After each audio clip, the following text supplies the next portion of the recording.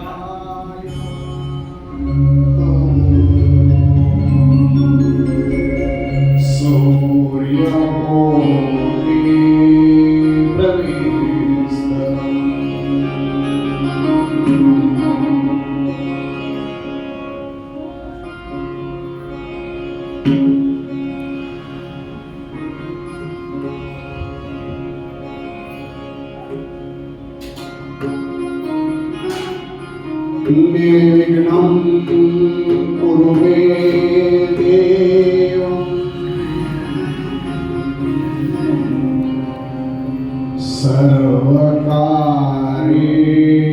सर्वकार्येषु सर्वदा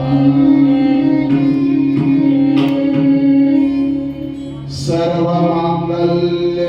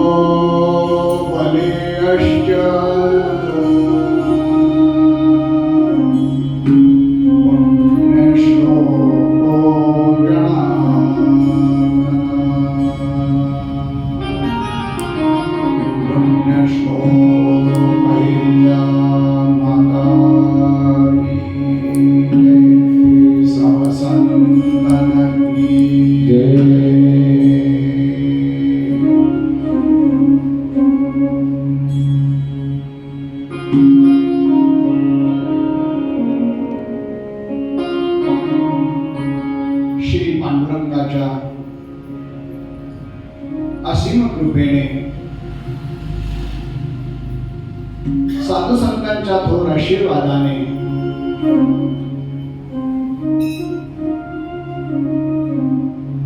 विश्वमौली ज्ञानेश्वर महाराज जन्म सप्तशतकोत्तर सुवर्ण महोत्सव अत्यंत महत्वाचा आणि अत्यंत दिव्य असलेला हा पर्वकाळ आहे.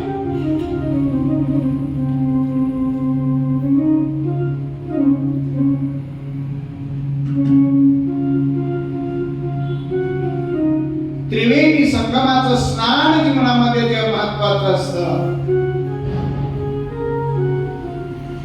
ते त्रिवेणी संगमामध्ये सुस्नात होण्याचं भाग्य आपल्याला या वर्षी प्राप्त झालेलं आहे.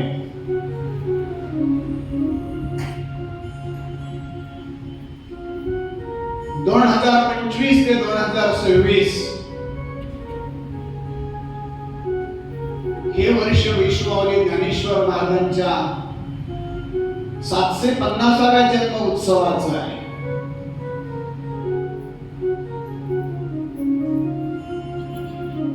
त्याचबरोबर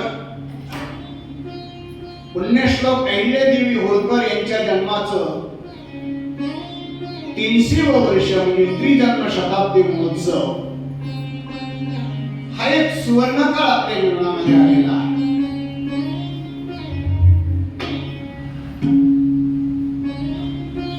आणखी एक मोठं भाग्य असं आहे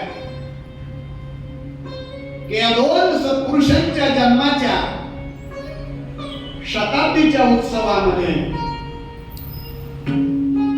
योगायोगाने पुरुषोत्तम मास मध्ये अधिक मास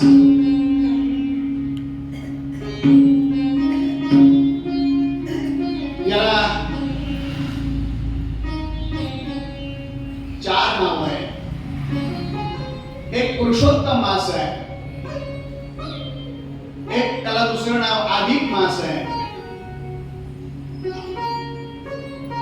तिसरं नाव मन मास आहे आणि चौथं नाव धोंड्याचा महिना. बऱ्याच धोंड्यांना धोंडे खायला या महिन्यामध्ये निमंत्रित केल्या जातो.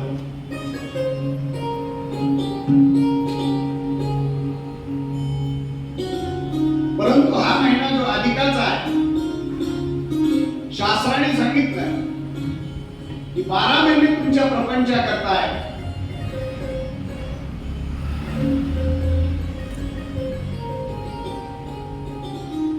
चोवीस घंटे तुम्ही प्रपंचामध्ये शिंडी सकट बुडालेले आहात.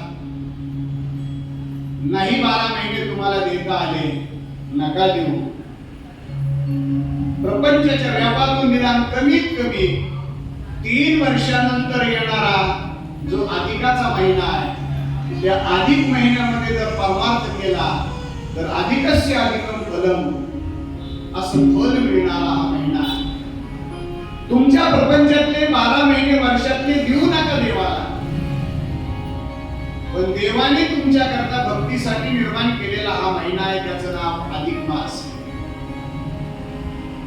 निदान कमीत कमी एवढा महिनाभर जरी आपण भगवंताचं नामचिंतन केलं आणि परत 12 महिने त्याच्याकडे डुकून नाही पाहिलं तरी सुद्धा तुमच्या आयुष्याला पुरेल एवढी शिदोरी या महिन्यामध्ये तयार होते.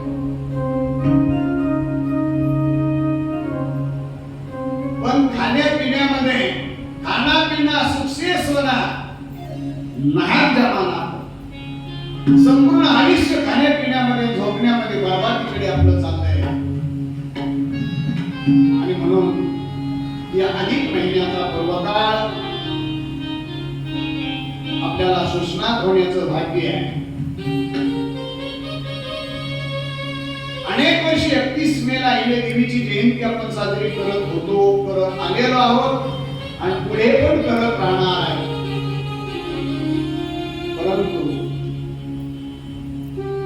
मला अनेक वर्षाचा पारमार्थिक सहवास असल्या माझ्या तरी कळण्यामध्ये 31 मेला जयंती साजरी केल्या जाते, पण 31 मे अधिक महिन्यामध्ये आतापर्यंत कधी आलेली नाही. योगायोगाने 31 मे अधिक महिन्यामध्ये आलेली असल्या कारणाने आपण या ठिकाणी हा उत्सव संपन्न करतोय. आणि त्यामध्ये दुपारच्या सत्रामध्ये आपण पुण्यश्लोक अहिल्या मातेचं थोडंफार चरित्र आपण पाहण्याचा प्रयत्न करणार आहे. जगाच्या पाठीवर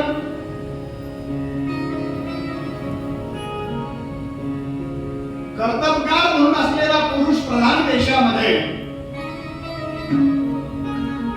पराक्रमाची गाथा ज्यांनी निर्माण केली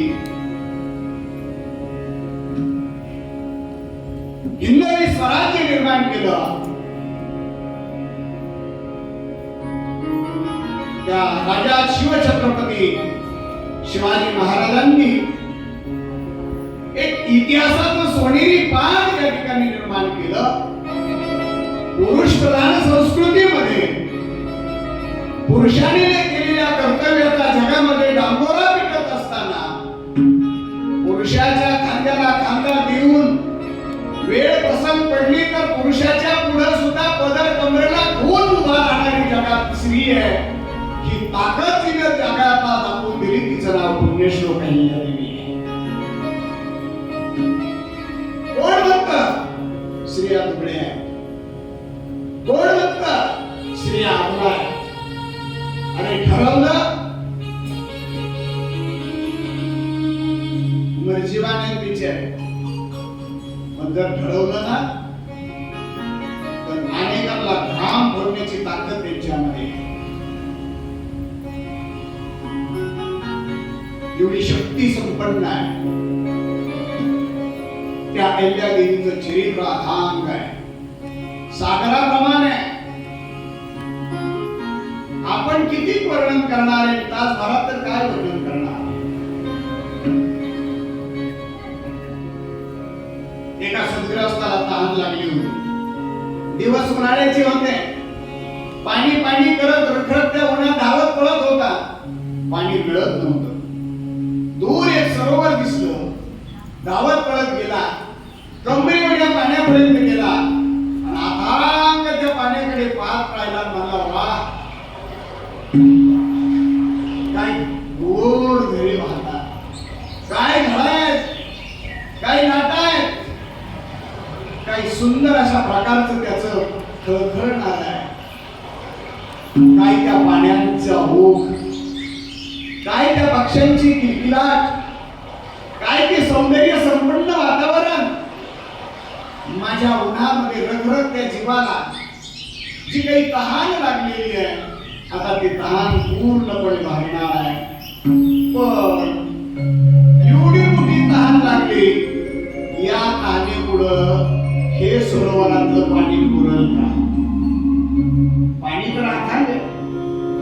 तो म्हणला एवढं पाणी पुरल का मला? तहान तरी एवढी लागलेली आहे. सज्जनो, तो एवढं पाणी पिऊ शकत नाही. पण जेवढं त्याला लागतं तेवढं त्याने पिलं पाहिजे. तसं अहिल्यादेवीचं चरित्र आगाध आहे. अमेरिकेमध्ये 165 ग्रंथ अहिल्यादेवीच्या चरित्राचे इंग्रजी भाषेत. एवढं आगाध कर्तृत्व आहे. आणि ते कर्तृत्व 5 दिवसामध्ये, 8 तासामध्ये आपण वर्णन करू शकत नाही.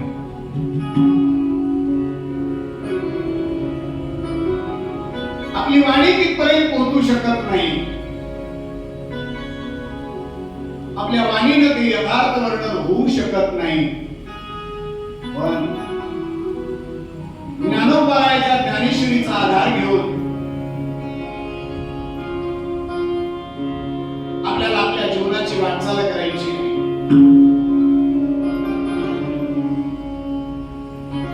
एखादा कुणी डोकेबाज लोक लागेल की तुम्हाला जर वर्णन करता येत नाही तर मग करता कशाला?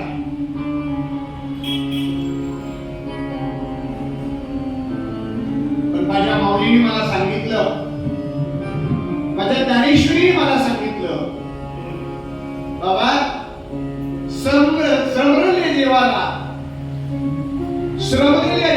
दुःख झालेल्या जीवाला विश्रांती घ्यायची असेल, शांत वाटावं असं वाटेल, ती एकमेव ठिकाण आहे. प्रपंचाच्या बडबडीनं व्यथित झालेली वाचा शांत करायची असेल तर जीवनामध्ये एकच करा, संतांच्या चरित्राकडे या. जेत वाचा विसरते कथा, भगवंताची कथा करा, भगवंताचं नामचिंतन करा, संतांचं नामचिंतन करा आणि आपलं जीवन प्रभात करून घ्या म्हणून आपण हा छोटासा प्रयत्न करतो आहे. काळ अतिशय गुलामगिरीचा आहे.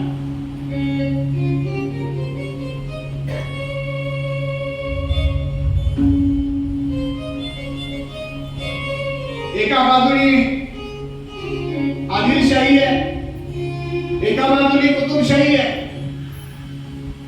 तिसऱ्या बाजूने निजामशाही आहे, यवनांचं राज्य आहे.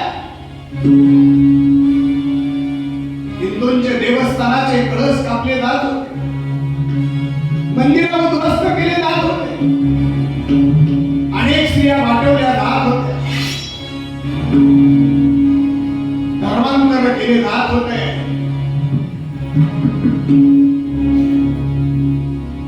रयतेच्या दुःखाला ऐकून घेण्याकरता या जगतामध्ये कुणी नाही.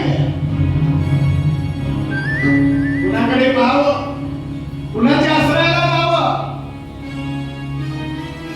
म्हणून वेगळी झालेलं मन एका साध्वीनं माते जगदंबेच्या दारामध्ये पदर पसरलेला आहे आणि आई भवानीला साथ घातली. आई, कुठपर्यंत तू दार लावून असणार आहेस? तुला कसं या जगातला आक्रमण दिसत नाही? कसं त्या मुले वाणीचा आवाज कानावर पडत नाही? का म्हणून तू त्या ठिकाणी गप्प बसलीस? का डोळे झाकून घेतलेस? का अधर्म वाढायला लागलेला तुला दिसत नाही? का कळत नाही? बाई,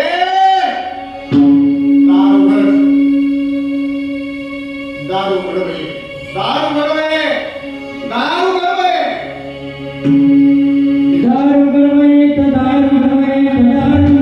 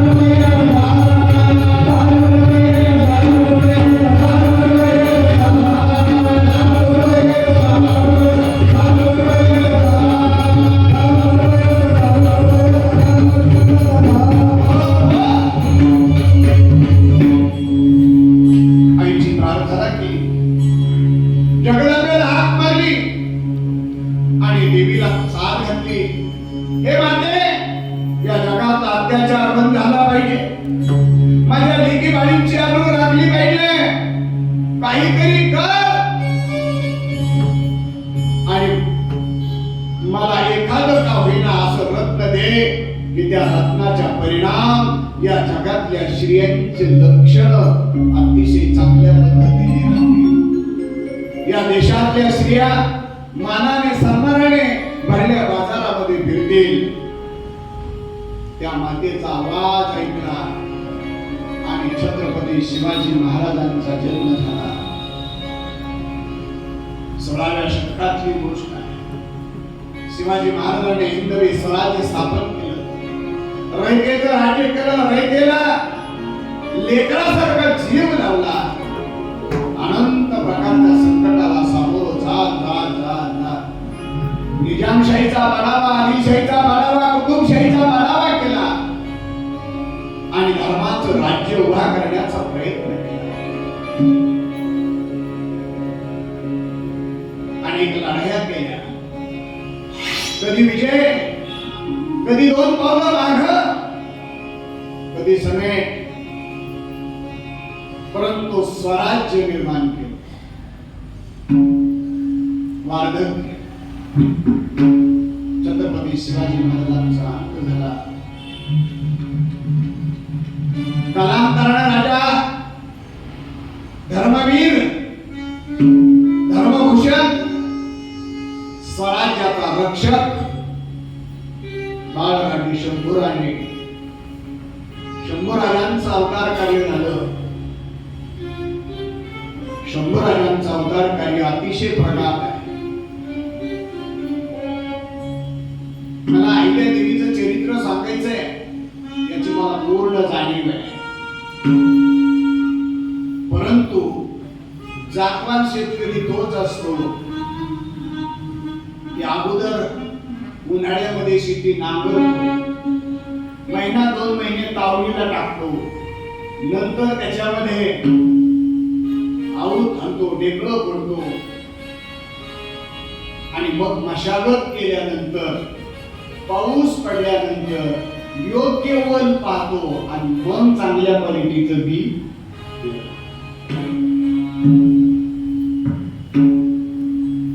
पहिला अवचित कुठून शेती करायला लागलेला ना जमिनीचा कस कळत ना बियाची क्वालिटी कळत.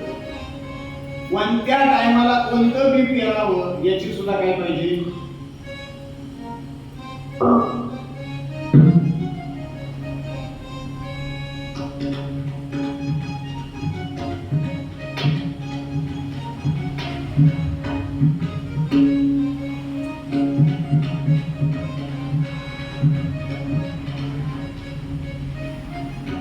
त्याला जातवान शेतकरी म्हटलं जात. तसा अहिल्या देवीचं चरित्र, त्याच्या पाठीमागची भूमिका आपल्याला लक्षात घ्यावी. संभाजी महाराजांचं कार्य संपलं, राजारामाचा गादीचा अभिषेक झाला, नंतर गादी बदलली गेली. साताऱ्यावरून कोल्हापूरला गेली, शाहू महाराजांपर्यंत गेले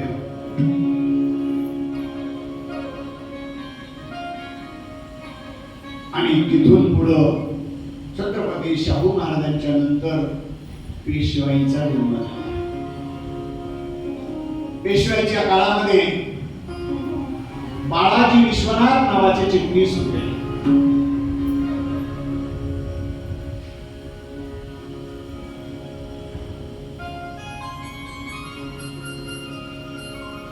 त्यांना पुढचं नाव थोरले बाजीराव.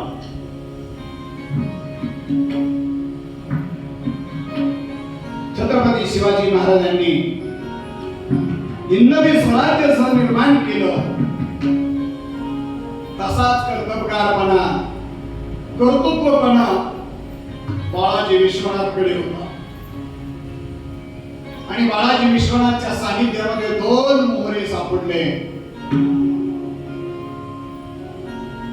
ते 2 मोहरे, एक महाजी शिंदे आणि दुसरे मल्हारराव होळकर.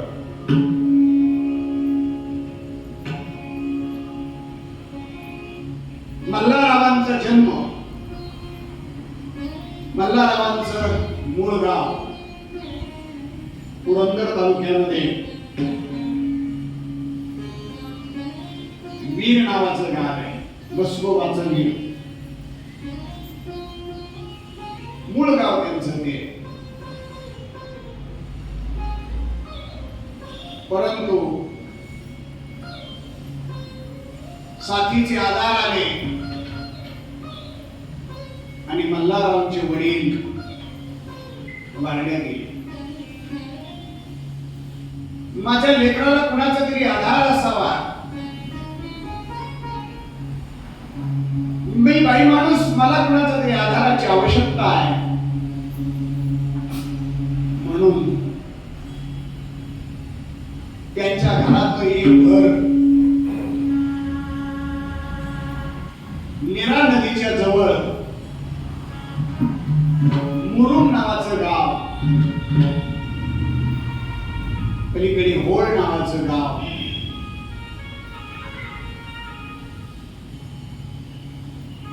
तिथे त्यांची भावकी राहत असल्यामुळे ते गेले. काही दिवस राहिले,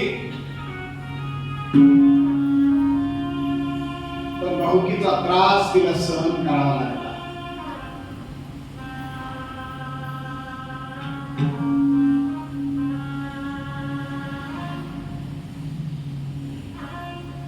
तिला जीवन नकोस वाटायला लागलं. लेकराला कुणाचा तरी आधार लेकरू लहान आहे आणि आहे ती स्टेट मिळवण्याकरता माझी भाऊकी मला त्रास दिल्याशिवाय राहणार नाही. म्हणून रात्रीच लेकराला उठवलं. ब्रह्ममुहूर्तावर पाठ दिंडी निघालेली होती. टाळाचा आवाज आला. वारकऱ्यांनी झेंडे हातामध्ये घेतले आणि वाटचाल सुरू करताना गर्जना केली. पुंडलिक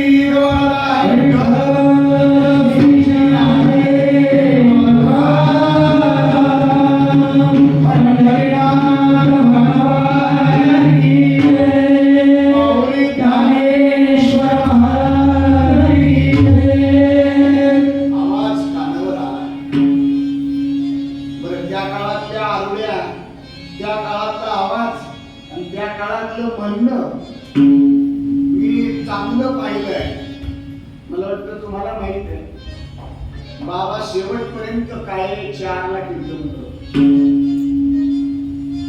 काळे 4. आता कीर्तनकार गावात आला तर कलाकार कुठून घेत तिकडे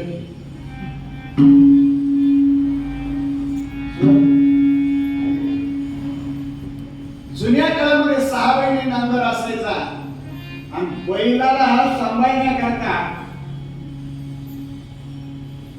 जो पाठीवर चालू घ्यायचा त्याचा अक्कल नाव काय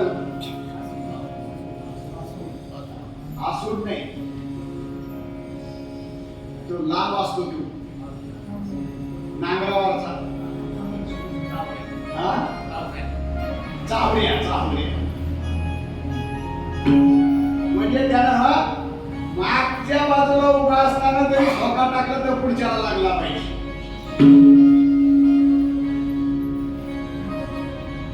त्याच्या आवाजात दम होता. कुंडली गवळदा आवाज कानावर पडल्याबरोबर तिने लेकराला उठवलं. एकटीने कसं घरपोच धर्मकाम करीत निघावं म्हणून मल्हाररावांना बरोबर घेऊन लेकराला पाठीशी घातलं आणि निघाले.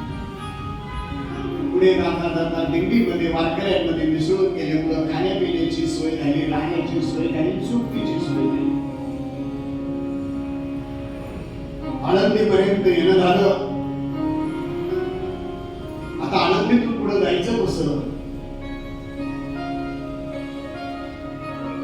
परंतु आळंदीची वारी झाल्यानंतर पूर्वीच्या काळात दिंडीला येताना पायी यायच्या आणि जाताना सुद्धा पायी जायच्या. माणसाकडे पैसे नसायचे, वेळ भरपूर असायचा. माणसं येताना 4-4 दिवस वारीला आले आळंदीला थांबायचे. आता 4 तास थांबत नाही. आले गाडी लावते, येडवाकडे पाणी अंगावर टाकीते, प्रदक्षिणा नाही चक्कर मारते, संध्याकाळी तुकडे खायला फास्ट.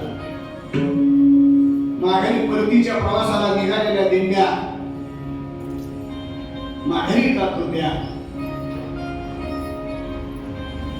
योगायोगाने घरपोच तर मुक्काम करत करत करत करत नाशिक मार्गे पुढे गेल्यानंतर नंदुरबार जिल्ह्यातील तळोदा नावाचं गाव आहे. धुळेकर मंडळी ऐका धुळेची.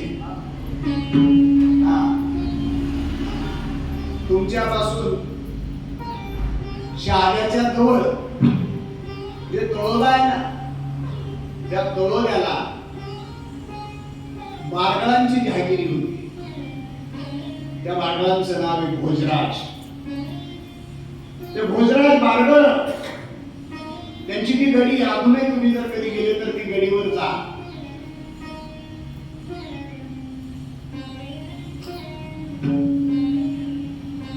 त्या मल्हाररावांचे आईला वाटलं आपल्याला कोणाचाच आधार तरी तुटला, सगळे कोण जरी आधार तुटला तर म्हशीचे शिंग म्हशीला जसे जड होत नाहीत अशी बायांची म्हण आहे.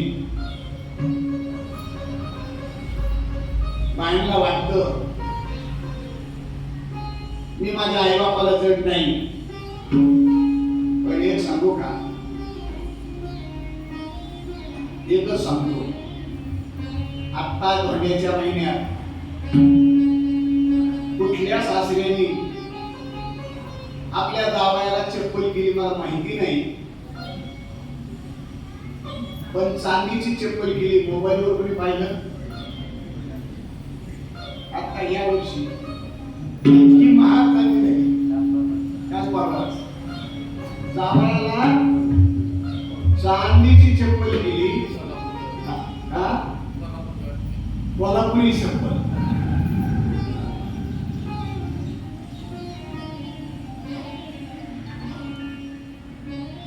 आता ज्या जावयाला चप्पल त्याने केली असेल त्या पोरीला किती बरं वाटलं असेल. जावयाचा मान, तिला वाटलं माझं माहेर चांगलं आहे, माझा भाऊ चांगला आहे, मला सगळ्यांचा आधार जरी नसला तरी माझ्या माहेरातला मला आधार आहे. पण बायानो, मी तुम्हाला सांगतो, बाईला माहेरात किंमत तोपर्यंतच आहे जोपर्यंत तिची आई आणि बाप जिवंत आहे. ज्या दिवशी आई आणि बाप जातो ना, त्या दिवशी तुमची किंमत त्या माहेरातली शून्य झालेली असते. अजिबात माहेरचं हुशारही सांगायचं नाही. कारण जो तुमचा भाऊ असतो ना, जो तुमचा राहिलेला नसतो, तो तिचा झालेला असतो. ही वाईट परिस्थिती मल्हाररावांच्या आईवर आली. राजाच्या घरी गेली. पहिल्या दिवशी आनंद वाटला, पण दुसऱ्या दिवशी मात्र श्रीराश्री खटकत असते. तिनं त्रास द्यायला सुरुवात केली. मल्हारराव लहान होता, शिंपूर करायला लावायचं, झाडलोट करायला लावायची, हाताला फोड यायचे मल्हाररावाच्या, आणि मल्हारराव आईकडे यायचे आणि पाहिल्या बरोबर डोळ्यातल्या अश्रूच्या धारा मोकळ्या करून द्यायचे. आई आई आई म्हणला. मग हाताला फोड आले तर बाबाला हात आला. आईने डोक्यावर हात फिरवा, सगळं बाळा कामाची लाड वाटून घेऊन काम केलं पाहिजे. अण्णा वाचून माणूस मरेल, पण कामाने मरणार नाही. दिवस वाईट, वेळच्या वेळेला शिंपूर व्हायला, हाताला फोड आले म्हणून झाडणं व्हायला.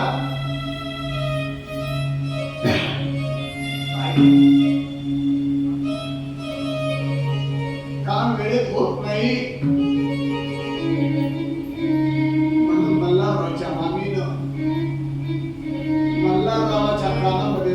मल्हाररावच्या मामाच्या कानामध्ये भोजराजाच्या कानात सांगायला सुरुवात केली की काही लेकरू कामाचं नाही. धड याचे तरी धाडून नीट होत नाही का केअर उचलणं होत नाही. याला रानात पाठवा.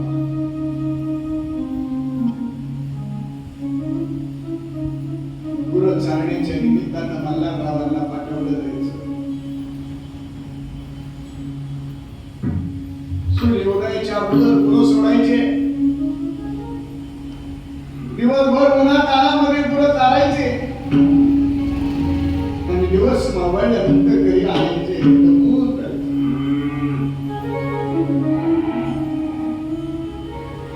त्यातल्या काही गायावर काही दुसऱ्याच्या शेतातला शेता खोडायची सवय लागलेली असते. एकीला वरती आणून माघारी आलं का दुसरीकडे गेलेली असायची. जीव दमून जायचा. आई बिचारी तुकडा झाला की ते बांधायचे आणि जिकडं गुरं गेली असतील तिकडे घेऊन जायची. पूर्वीची पद्धत होती. पहाटे 4 वाजता शेतकरी नांगरावर गेला तर न्याहारीच्या भाकरी मागून घेऊन येत होते. दिवस उगायला भाकरी होत होते. शिवाय पहाटे घरी दळून भाकरी घेऊन जात होत्या.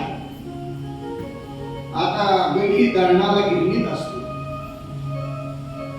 बाई पहाटे 8ला उठते.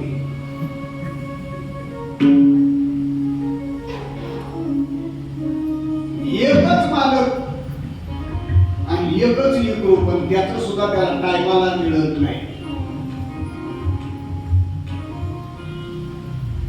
बिचारीनं रोज जेवणाचा डबा म्हणजे ते गठुड्यात बांधलेली त्याला तुडकं म्हणे आणि पाण्याचे गेळ्या घ्यावं आणि रखरख त्या उन्हात जावं. लई दमलं होतं आणि दमलं म्हणून एका झाडाखाली उन्हाच्या त्रासाला वैतागून थोडं विश्रांती घ्यावी म्हणून त्यांनी अंग टाकलं. दुर्दैव म्हणा सुदैव म्हणा प्रारब्धाची गती म्हणा, तुमच्या ठरवण्याला केवढी किंमत आहे. तुमचं प्रारब्ध काय ठरवतं याला महत्वाचं आहे. तुम्ही कितीही ठरवा मला असं करायचंय मला तसं करायचंय, नाही दादा, तुझ्या प्रारब्धामध्ये सटवीने ज्यावेळी जी लिहिलेलं असतं तेच होणार असतं. तुमच्या आमच्या हातात काय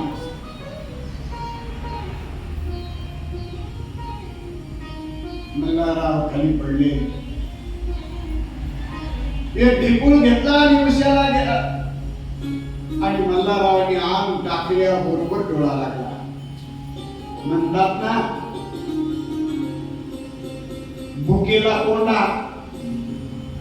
आणि झोपीला दोंडा. तुम्ही नेमकं धोंड्यात आला पण तुम्ही जावई नाही का.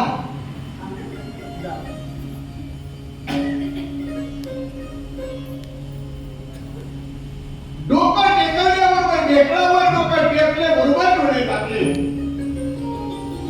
झोप लागली. शांत हवेची झुळझुळ येत होती. कपाळावरचे केस कुरू हलत होते. श्वासोश्वास चालू होता. मंद अशा प्रकारची हवा येत होती आणि गाढ झोपेमध्ये थकलेलं शरीर विश्रांती घेत होतं. एवढ्या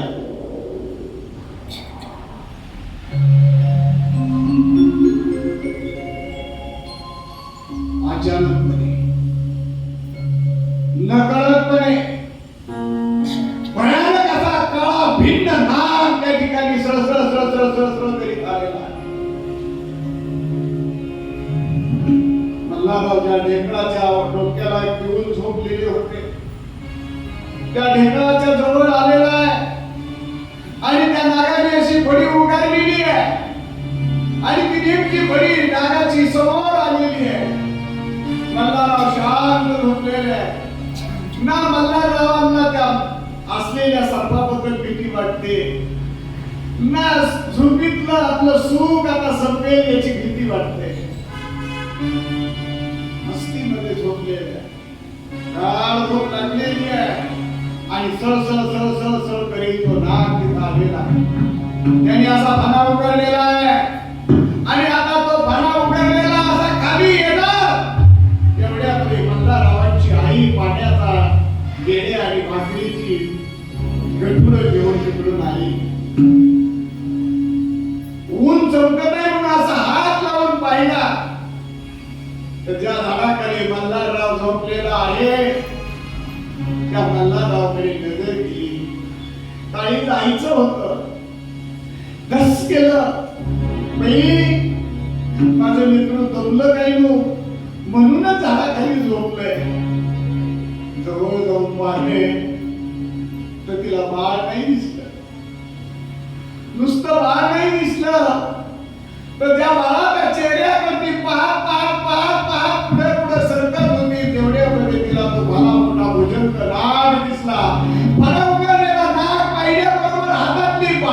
पडली. आई आई आई.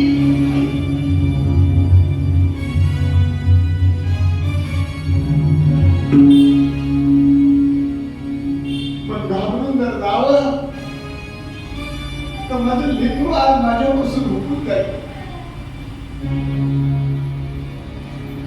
धाडस केला सांगितलं कल्ल्या. आवाज मोठा काढण्याचा परिणाम तो डोक्यावर उभा असलेला पुन्हा सळसळ करीत बाजूला गेला. पळत आली, कडकडून मिठी घालली बाळा. त्यांनी करूच तर नाही ना केला बाळा. तुला पुढे चावलं तर नाही ना. त्याला हलवलं बाळा. उठ बाळा. पटकन उचललं, छातीला लावलं. बाळा काही मी दुर्भाग्य होते आज.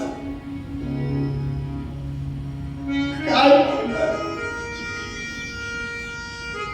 कुणाकडे पाहून जीवन जगली असते का माझ्या भोवती प्रारंभाने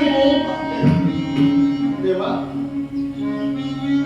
माझ्या आयुष्यामध्ये पती गेला त्याचं दुःख वेगळंच होतं.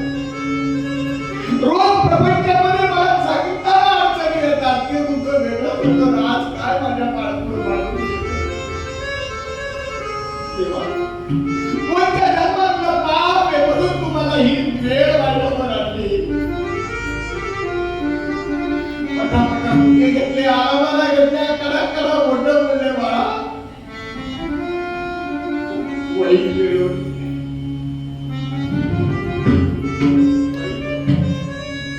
काय पाहिलं पुण्याकडे पाहिलं असता पुढचं जीवन मी कसं जगले असते मला सांग.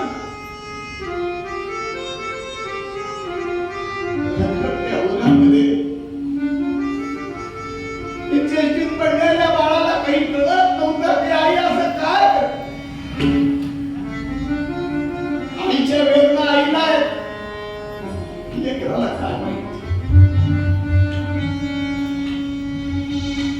आपल्या चिमुकल्या हाताने आईच्या डोळ्याचे अश्रू पुसले. आई आई मामी काही बोलली का ग तुला. मामा काही त्रास देतो का.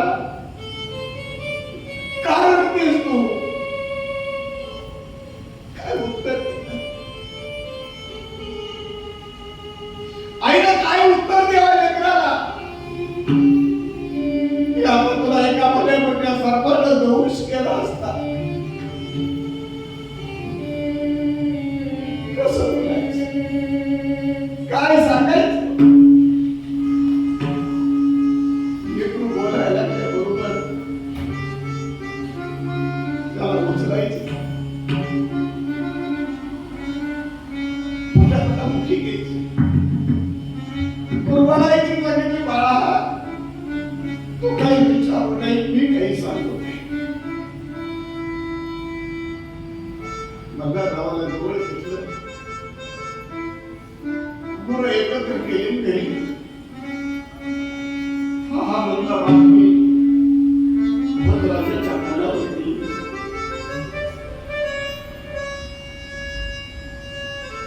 गावातले जबाबदार शहाणे माणसं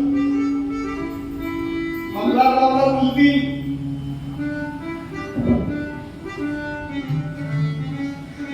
त्याचे कान भरवतील.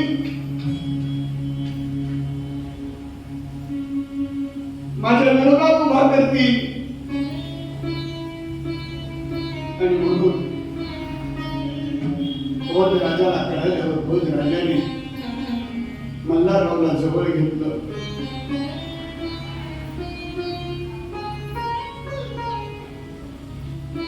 त्याला सांगितलं घडलेला प्रकार मला माहिती आहे. पुण्यापासून तू जाऊ नकोस. पुण्यापासून कुठं नाही वळायचं.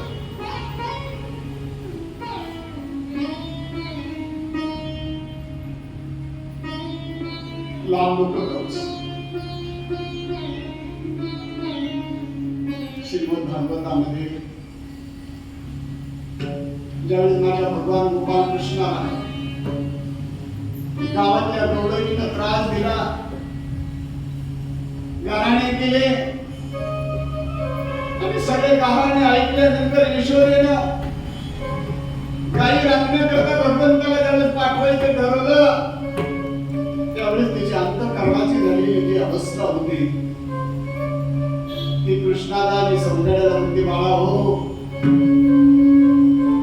लय दूर जाऊ नका, जवळच घ्या, लांब नका जाऊ. त्या मातेला विरह सहन होत नव्हता. तसं भोजराजा म्हणतात, आता तू लांब जायचं नाही, आता तुला जवळ राहावं लागेल. आणि मल्हारराव भोजराजाने दुसऱ्या दिवसापासून सीतेचं राखण करायला ठेवायला सुरुवात. सीतेचं राखण करायला आणि सीतेचं राखण करत असताना आपल्या मालकाने आपल्याला जी जबाबदारी दिलेली असेल, ती जबाबदारी जर व्यवस्थितपणे पार पाडली तर त्याला देवाची सेवा करण्याची अजिबात आवश्यकता नाही. मी सगळ्याला आपल्या सांगतो मंडळी, 4 कोपरी असते बा. आता हा सभा मंडप आहे, या सभा मंडपाला कॉलम आहे, पण 4 कोपरे 4 दिशेला, इकडे एक, इकडे एक, इकडे एक आणि इकडे एक. हे 4 कोपरे आहेत ना,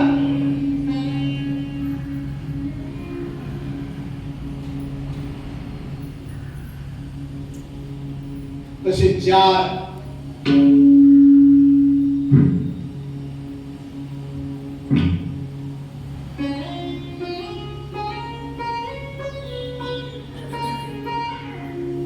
वारकरी संप्रदायाने स्तंभ आपल्या पुढे ठेवलेले आहेत. तुम्ही आम्ही सगळे संसारिक आहेत. आपण जीवन जगत असताना कसं जगावं, 4 प्रकार सांगतो. त्या माणसाने देवाची पूजा करायची गरज नाही, गळ्यात माळ घालून एकादशी करायची दयेची गरज नाही. मग काय करावं लागेल? स्त्री असेल तिने आपल्या पतीची सेवा करायची, शिष्य असेल त्याने आपल्या गुरुची सेवा करायची, मुलगा असेल त्याने आपल्या आईबापाची सेवा करायची, आणि नोकर असेल त्याने आपल्या मालकाची सेवा करायची. स्वामी काज गुरु भक्ती पितृवचन सेवा करते, विष्णूची महापूजा अनुभव नाही तुझा. विष्णूची महापूजा, मालकाची सेवा करायची, इमानी इतबारे करायची, सेवाचं राखण करायला गेले. 1-2 दिवस निघून गेल्यानंतर काही घोडेस्वार भरलेल्या पिकामध्ये घोडे घालतात आणि कणस खायला घोडे सुरू करतात. माझ्या धनाचा राखण आहे, मी माझ्या धनाचा मालाचं राखण करतोय आणि हे घोडे माझ्या परस्पर शेतामध्ये घालतात. तळपायाच्या मस्तकाला गेली, गोफर उचलली, गोफणीमध्ये गुंडा घातला, गुरगर गरगर फिरवला आणि गुंडा सुटल्याबरोबर बुम बुम बुम बुम करीत तो गुंडा निघाला. तो नेमका एका घोडेस्वाराच्या पाठीमध्ये बसला. खाली दगडाचा ठोकळा बसल्याबरोबर डोळ्याला अंधारे आले. त्यांनी वळून मागं पाहिलं, तो गोटा केवढा होता. तो दगड घेतला, शिष्य पळाले, त्याला पकडायला लागले. त्या सुवेदाराने त्यांच्याकडे पाहिलं, सांगितलं थांबा, त्याला काही म्हणू नका. त्याचा भेद चावली उभं. जुन्या काळातल्या पाटलाला फार किंमत होती. कलेक्टरची पावर त्याला 100 पावर म्हणायची. संध्याकाळी चावडीमध्ये घोडे घोडेस्वाराचे घोडे लागले.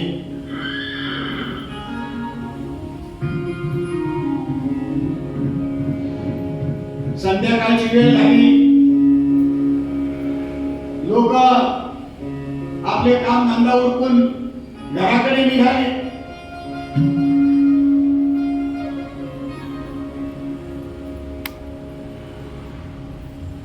चावीवर बैठक बसलेली आहे. सर्व मंडळी येऊन थांबलेले आहेत. गोटा पुढे ठेवलेला आहे.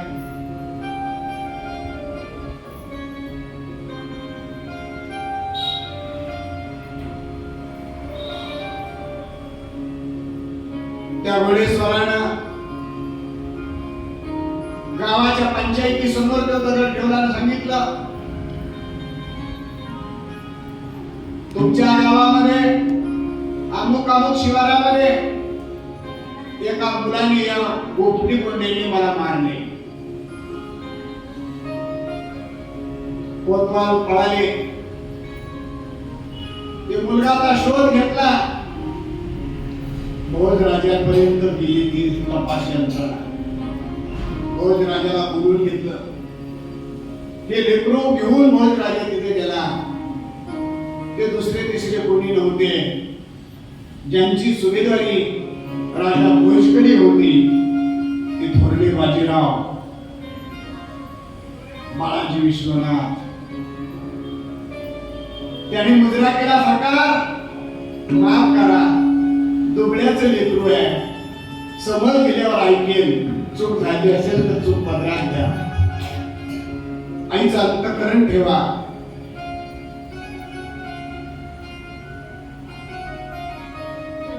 त्याला विचारलं, का रे तू दगड का मारलास? त्याने सांगितलं, माझ्याची जबाबदारी आहे ती मी जबाबदारी पार पाडली. माझ्या धन्याचा मान माझं राखण करण्याचं काम आहे. माझी जबाबदारी मी पूर्णपणे पार पाडलेली आहे. मला बाकीचं माहिती नाही. माझ्या डोळ्यात देखत मी राखण करत असताना जर कुणाचं घोडं माझ्या शेतात येत असेल तर हाकलणं माझं काम आहे. म्हणून मी माझी जबाबदारी पार पाडली. त्याचा कळाईपणा आणि कडवी भाषा ऐकली आणि थोरल्या बाजीरावाच्या लक्षात आलं की हे लेकरू सामान्य नाही. तेव्हापासून म्हणतात बाळाचे पाय पाळण्यात दिसतात. त्याचं कर्तृत्व त्यांना दिसलं, जाणवलं आणि त्यांना विनंती केली की हे लेकरू मोठं झाल्यानंतर आपल्या सैन्यांमध्ये भरती करा. मुलाचा कर्तबगारपणा पाहिला आणि भोज राजाने हळूहळू हळूहळू वेगवेगळ्या पद्धतीने कारभार करण्याची संधी त्या ठिकाणी त्यांना दिली. मुलगा चतुर आणि कर्तबगार आहे. भरण्या बाजीरावाची नजर त्याच्यावर पडली. नक्की त्याच्या जीवनाचं सोनं झाल्याशिवाय राहणार नाही एवढी चमक डोळ्यामध्ये भोजराजाच्या कळाली. आणि भोजराजाने आपली मुलगी मल्हाररावाला देऊन मल्हाररावाचं गौतमाबाई बरोबर लग्न उरकून टाकलं. मला लई पळावं लागणार आहे.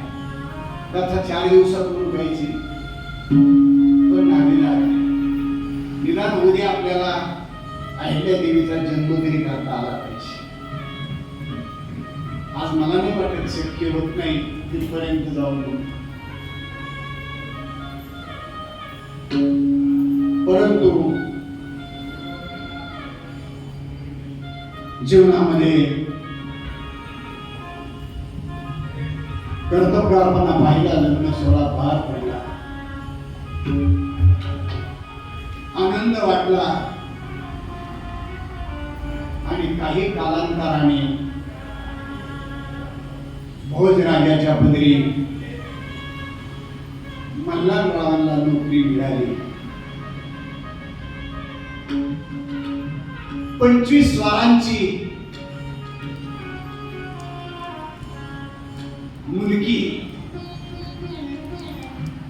त्यांच्याकडे आली. किती? 25 स्वारांची.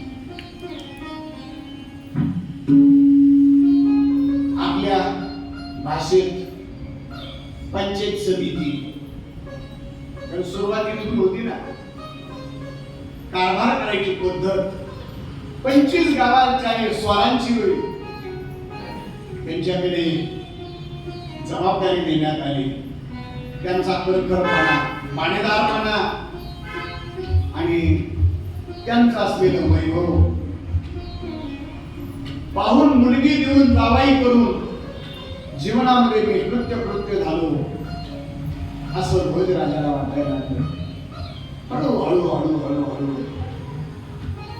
पेशव्यांच्या नजरेमध्ये वंदना जसा हिरा बसावा तसा पेशवाईमध्ये हिरा शोधून दिसायला लागला मल्हारराव.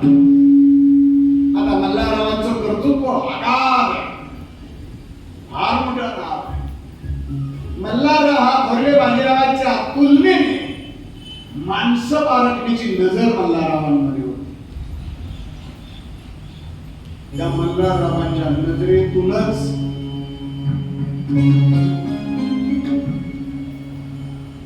एका गरीब दुबळ्या धनगराच्या कुटुंबामध्ये जन्माला आलेली एक मुलगी देशात नाही तर जगाच्या यशाच्या शिखरापर्यंत ती जाऊन बसली. तिचं नाव पुण्यश्लोक अहिल्याबाई.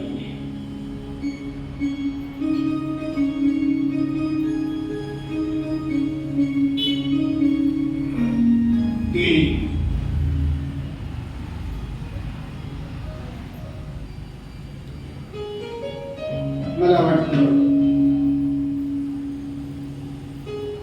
आपण धावत पळत का होईना परंतु आपला प्रवास उरकला पाहिजे. 5 दिवसाचं ज्ञानेश्वरीचं पारायण असल्यावर एक 2 अध्याय वाढावं लागते. रोज 3 तास बसलं तर आज 4 तास बसावं लागत. म्हणजे रान कवर होतं. असं आपणही रान कवर करूच. नेमका योग असा चोंडीगाव पूर्वी नगर जिल्ह्यामध्ये दाखवलं जात होतं, नाही बीड जिल्ह्यात दाखवलं जात होतं. आता ते नगर जिल्ह्यात दाखवलं जातं, पूर्वी बीड जिल्ह्यात.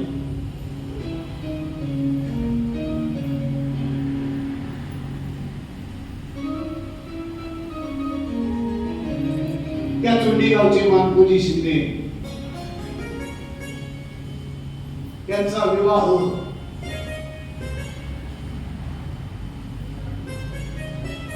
उस्मानाबाद जिल्ह्यात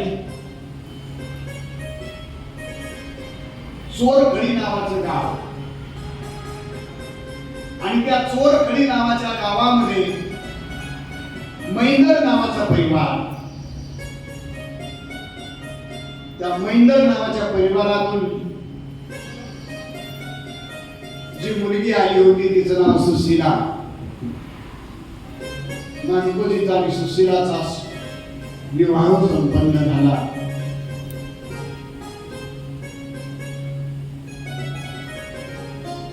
पण प्रारब्ध लय विचित्र असतं. लग्न होऊन बरेच वर्ष निघून गेले.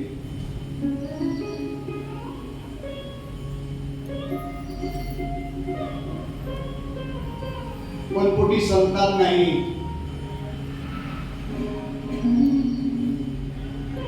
गणी माणसं कामात व्यस्त असतात, त्यांच्या डोक्यात लवकर काही घुसत नाही. या वायाला दिली तर असतात, म्हणजे इथल्या नाही बरं का,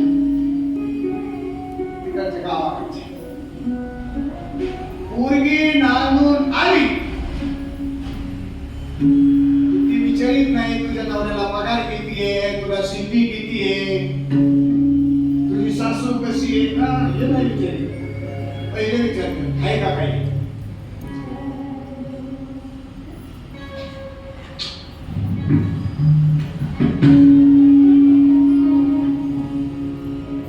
मी सुद्धा 14 वर्ष वनवास.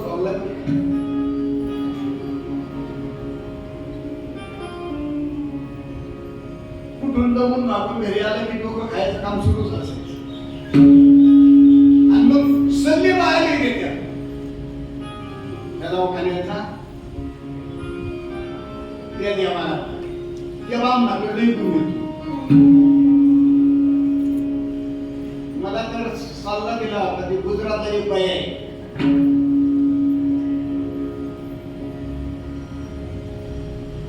काहीच कळत नाही म्हणजे नुसता हात फिरवू नका. तिला लेकरा माझी आईच म्हणत होती.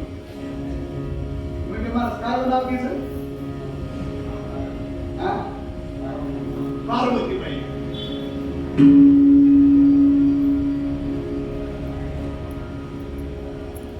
सण केले, उपवास केले, व्रत केले, वैकल्य केलं, ध्यान धारणा केली, दान केलं, जे जे उपाय लोक सांगतील ते ते उपाय ती बिचारी करीत होते, पण पोटी संतान नाही. खिन्न आवाजात बसले होते. काय करावं ते कळत नव्हतं.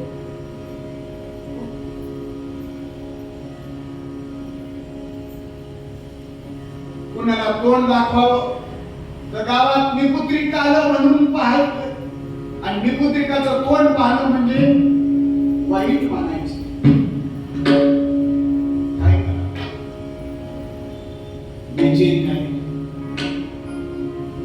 पण ज्यावेळेस प्रारब्ध उदयाला येतं ना, त्यावेळेस तुम्हाला प्रयत्नाचे पराकाष्ठा जर झाली आणि प्रारब्धाने जर साथ दिली तर यश तुमच्या जवळ येणार नाही. योग असा झाला, तिचं दुःख पाहिलं आणि प्रारब्ध उचलून म्हणून आलं. खिन्न मनाने दारामध्ये बसली होती, देवाला दोष देत होती, नशिबाला दोष देत. आणि तुम्हाला सांगू का, तुमच्या जीवनामध्ये कितीही वाईट प्रसंग आले तर दुसऱ्याला दोष देऊ नका, दुसऱ्यावर जळूच नका. दुसऱ्याचा मोठेपणा पाहून आपण जळायचं कारणच नाही. आपण आपल्या नशिबाला दोष दिले पाहिजे. मी पाहतो, मी अनुभवतोय, एखाद्या माणसाला माझ्या बरोबरच्या 25,000 पाकिट, काहीला 50चं पाकिट,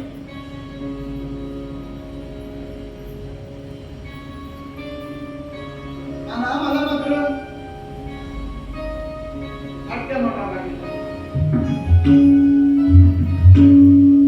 एकाच आव्यातले गाडगे असतात. एखादं काल्याच्या दहीहंडीला जातं तर एखादं गाडगं म्हाताऱ्याच्या खाट्यावर झोपायला जातं.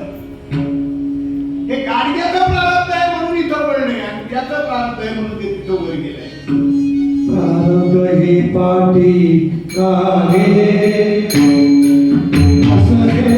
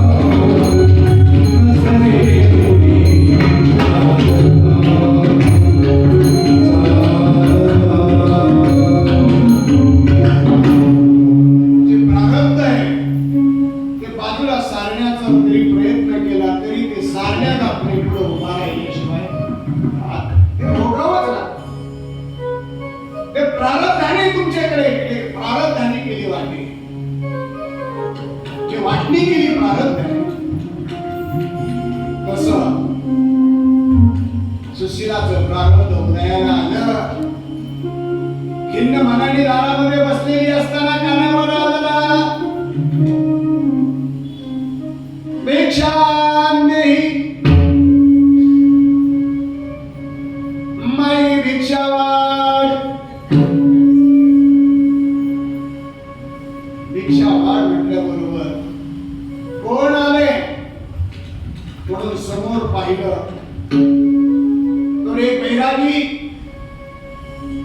बघण्या कपनीवाला,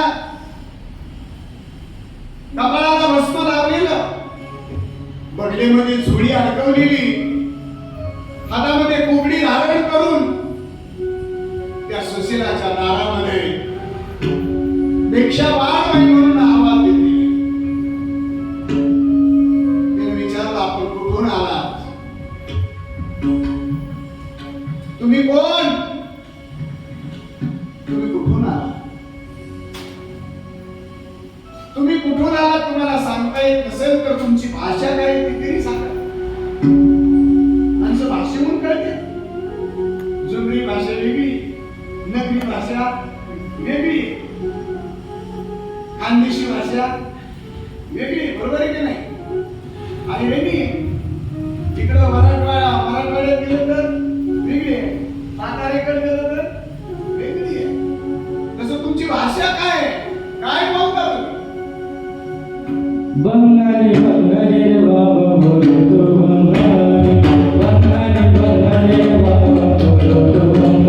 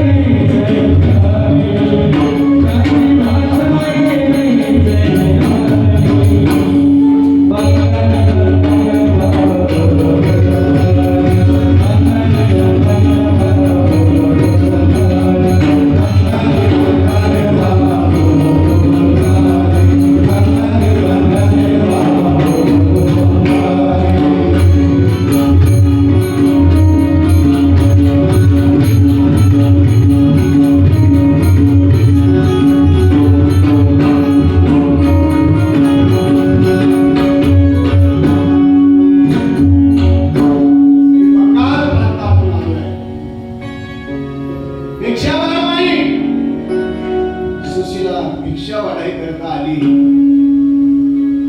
पण एक सांगू का, साधूचं चरित्र ऐकायचं, काही देवीचं चरित्र ऐकायचं. ऐका का, ज्ञानोबा आहे, तुकोबा आहे, छत्रपती शिवाजी महाराजांचं चरित्र ऐकायचं. ऐका. आदर्श संस्कृती या कथेतून आपल्या समोर मांडतोय. बाईनं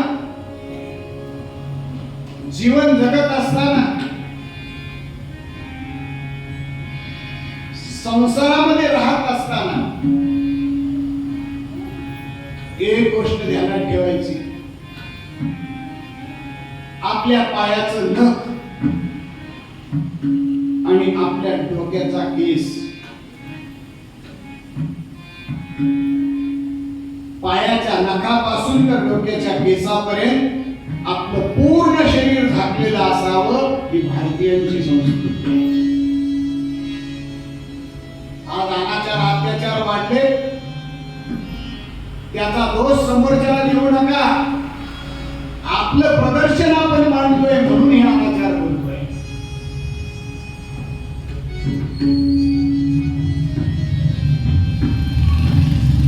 स्त्रियांनी फार जबाबदारीने वागलं पाहिजे. साडी घेत असतानाच बाई दुकानात गेली तर काय पाहती? साडी घेताना बाई दुकानात गेली तर काय पाहती? साडीचा पोत. आता कळायला लागलो. आणि पदर, किनार. मग साडीचा पदर पाहत असताना, तो साडी बरोबरच येत असताना तो कशासाठी असतो? मुलीला टांगून ठेवायला? तो पदर कशाला असतो? बघा ना, व्हिडिओ का भेटतो सगळे म्हटलं बरोबर डोकं पदर, आणि त्याच्या करताच येते. ते डोकं आपलं आहे ना, फार महत्वाचं आहे. तिनं ते डोक्यावरचा पदर असा पुढे केलेला आहे, नखशिकांत झाकलेली आहे आणि वाढण्याकरता पुढे आली. आपली पापी चेहरा दाखवू नये, निपुत्रिकाचा चेहरा समोर दाखवू नये म्हणून तिने पदर पुढे केला आणि भिक्षा वाढली. भिक्षा वाढल्याबरोबर तो साधू दुसरा तिसरा कोणी नव्हता. ज्या घराण्यानं महादेवाची सेवा केली होती तो भोलेनाथ होता.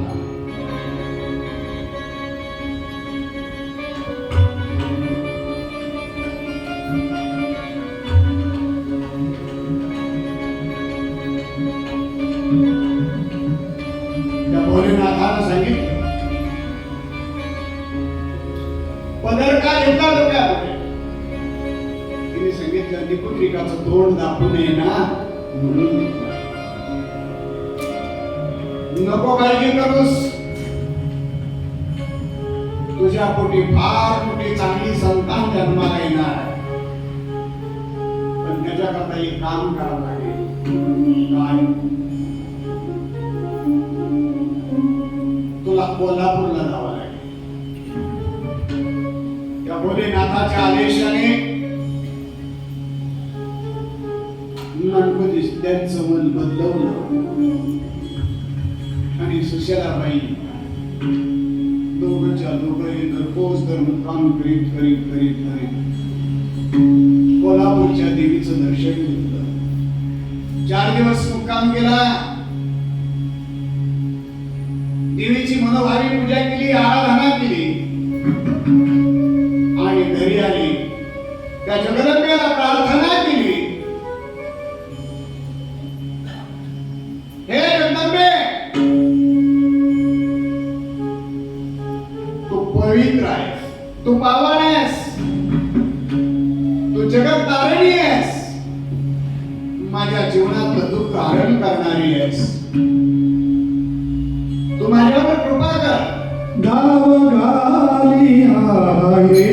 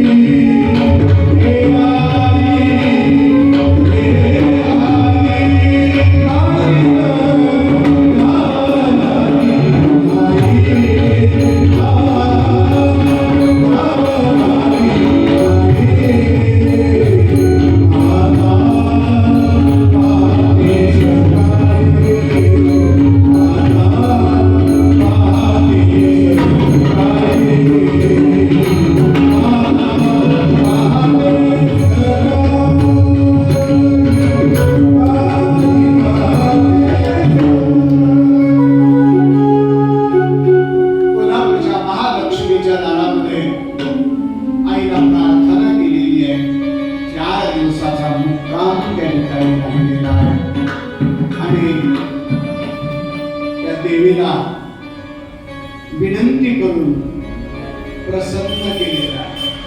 त्या देवीचं वर्णन करत असताना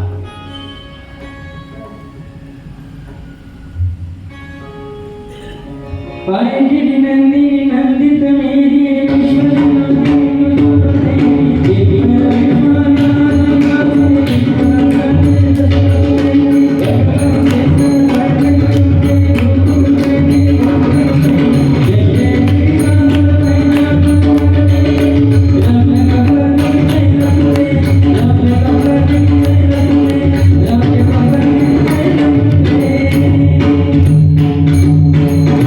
देवीची आराधना देवीला विनंती केली, हे जगदंबे, हे महालक्ष्मी, नाव घाली आई. आता पाहतेस काय किती सोसलंय मी. आता कवर माझ्याकडे पाहणार नाहीस. 4 दिवसाचा मुक्काम संपला आणि आता दोघही पती पत्नी सुखात प्रवास करून कोल्हापूरच्या देवीचं दर्शन चांगलं झालं. मनोभावे पूजा केली, वटीभरण झालं आणि आईचा निरोप घेऊन आता ही जोडपं आपल्या घराकडे निघालेलं आहे. एका बाजूला दुःख होतं आणि दुसऱ्या बाजूला आई जगदंबेची साधना करायची आपल्याला त्या साधूनी सांगितली आणि त्या साधूच्या शब्दावर विश्वास ठेवून इथपर्यंत आला. तुला सांगू का, ज्ञानोबा सुद्धा म्हणतात, साधू बोध झाला तो नृण या आईच मुलाला अनुभव. त्या साधूचा बोध अंतःकरणामध्ये धारण केला आणि कोल्हापुरात जाऊन ते विचारले जीवनामध्ये अनुष्ठान मांडलेले आहे. अनुष्ठानाचा फल प्राप्ती व्हावी. त्या अनुष्ठानाचा फल म्हणजे जगदंबा महालक्ष्मी कोल्हापूरच्या देवीचा प्रसाद म्हणजे पुण्यश्लोक आहे.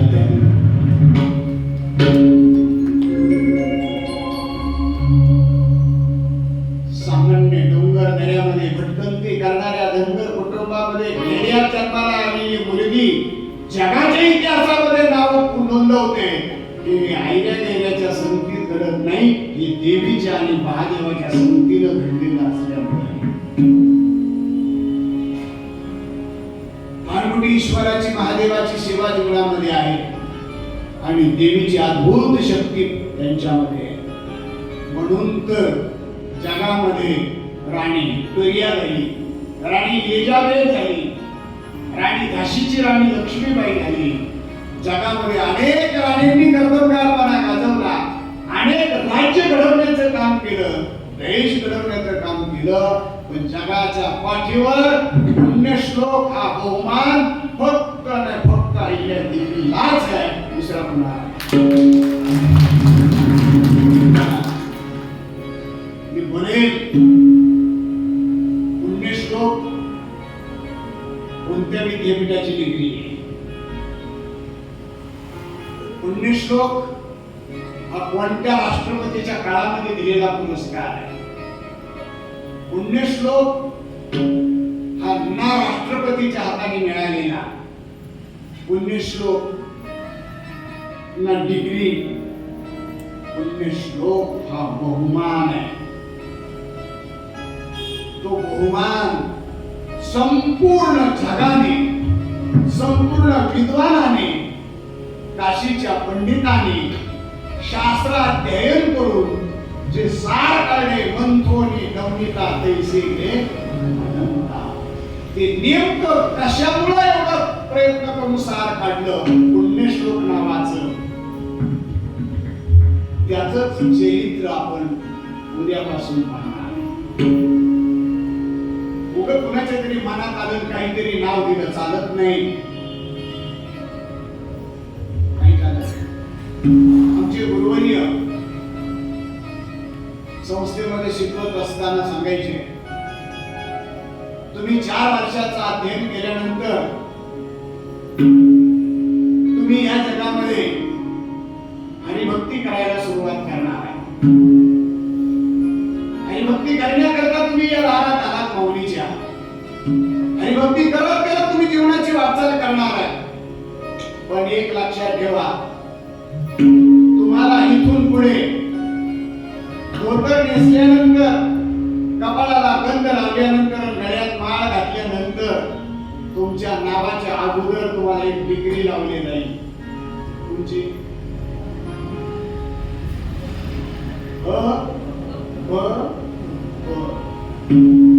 तुले मला सांगायची हे हब काय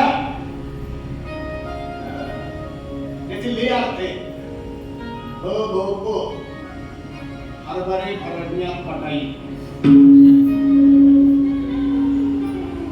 हरभरे भरडण्यात पटाई. आता संप्रदायामध्ये असेच हरभरे भरडण्यात गेले. तुकोबरायचा गाथा आहे, ज्ञानोबरायचा गाथा आहे, नाथमार्गांचा गाथा आहे, गीता भागवत आहे.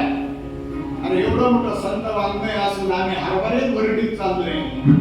काय म्हणतोय, काय समाजाचं काही रंजवत चाललंय एक सांगू का?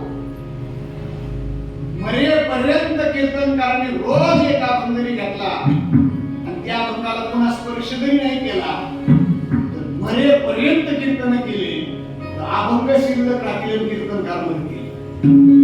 एवढी अभंग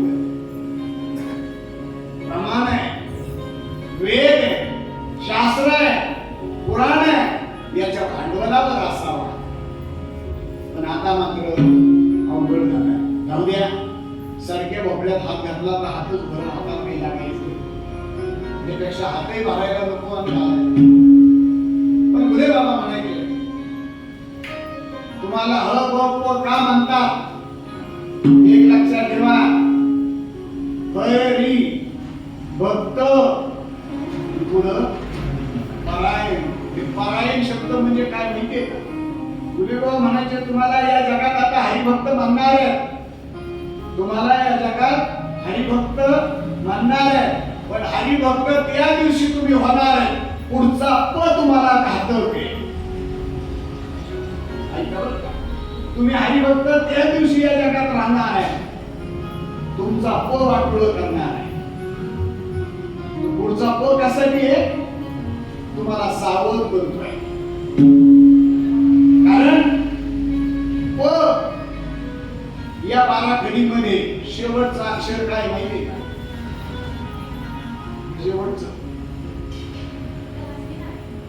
शेवटचं प प प प आणि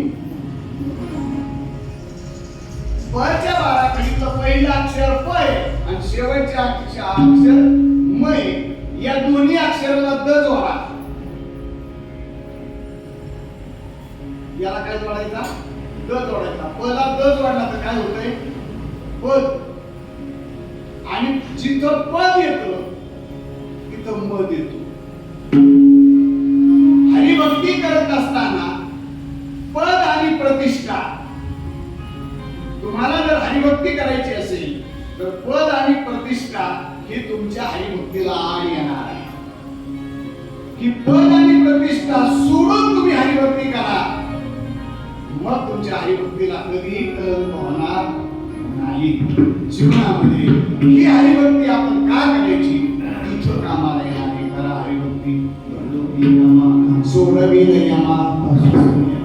म्हणून ती हरिभक्ती करत असताना आपल्या जीवनामध्ये मी कीर्तनकार आहे या पदाचा अभिमान येता कामा नये, या पदाचा मत माझ्याकडे येता कामा नये.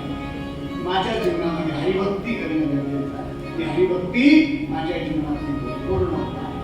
म्हणून जीवनामध्ये पुण्यश्लोक हा जो बहुमान आहे तो बहुमान प्रत्येकाला वेगवेगळा असतो.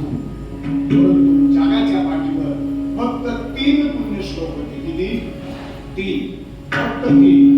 पहिला पुण्यश्लोको नरो राजा. पहिला पुण्यश्लोक नर राजा आहे. दुसरा पुण्यश्लोक युधिष्ठिर आहे. पुण्यश्लोको युधिष्ठिरा. तिसरा पुण्यश्लोक बली आहे, ज्याच्या दारात भीक मागायला जगाचा बाप येतोय. पुण्यश्लोक बलियश्च. आणि जगात चौथा पुण्यश्लोक जर कोण असेल तो जनार्दन म्हणजे माझा परमात्मा आहे. आणि परमात्म्याच्या नंतर या जगामध्ये जर कोणी 5वा पुण्यश्लोक म्हणून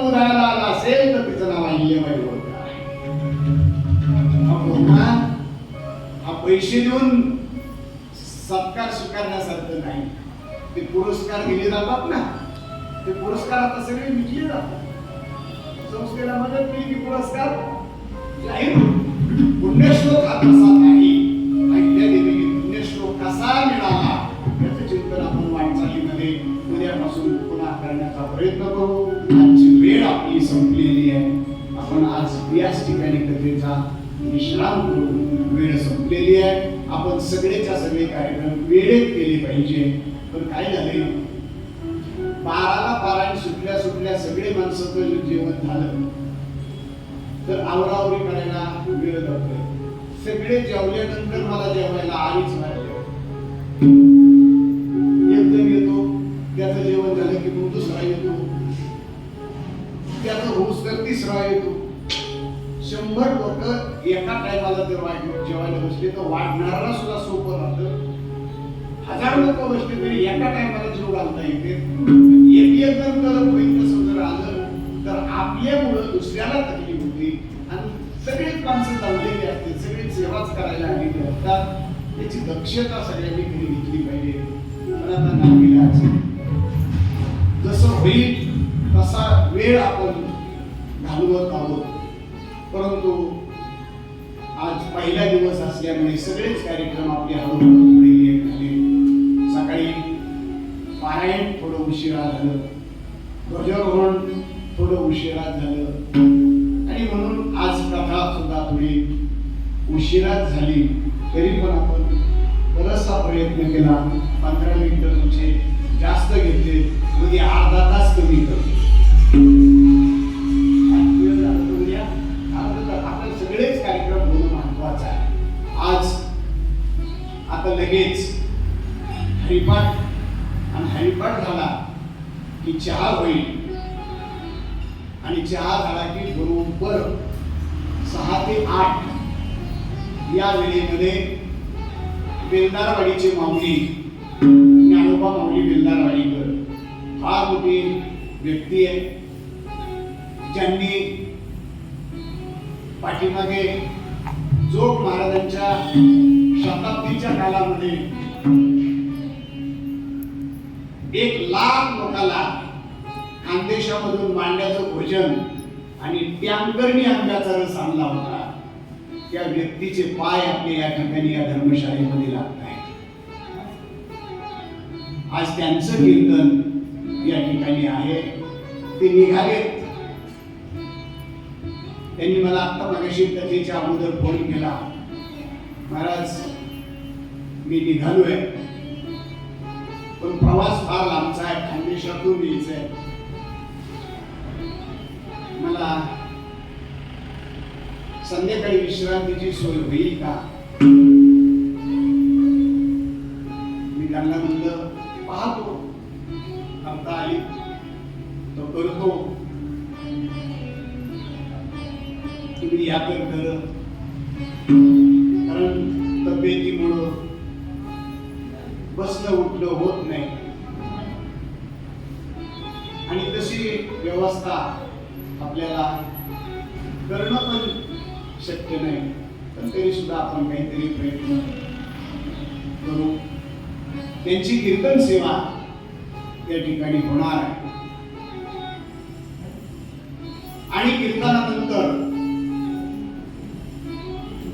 महाराष्ट्राचा एक चमकता तारा जर तुम्ही युट्यूबला सर्च केलं तर महाराष्ट्रामध्ये ज्यांची भजनं ऐकण्याकरता कान आपुरलेली असतात ते दिग्गज गायक उद्धव बापू शिंदे यांची संगीत मैफल या ठिकाणी होणार आहे.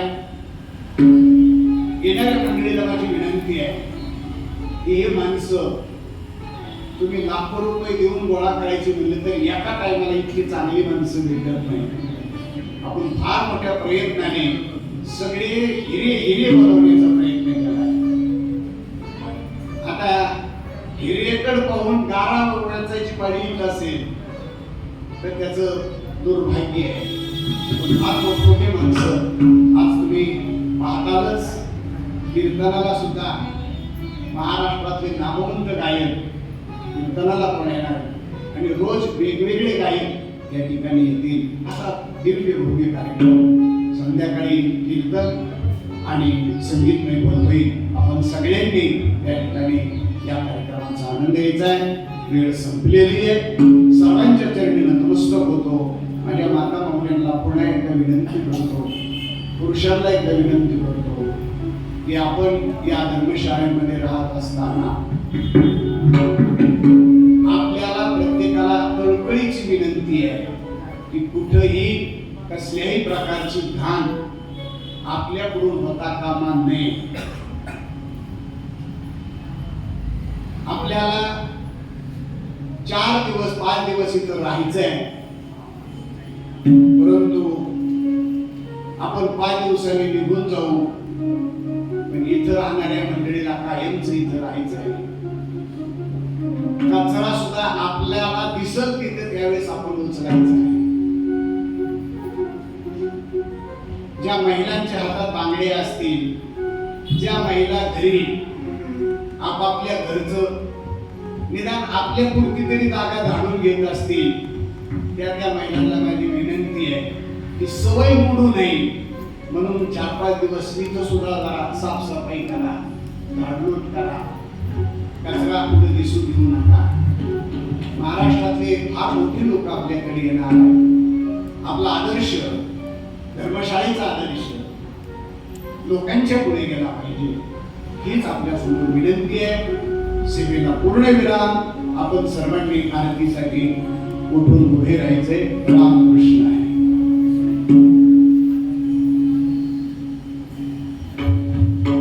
आता जोड आहे का कधी करूया आरतीला? जोडीने ज्यांची जोड येते या पटकन.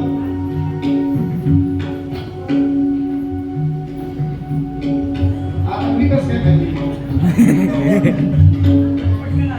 हा पटकन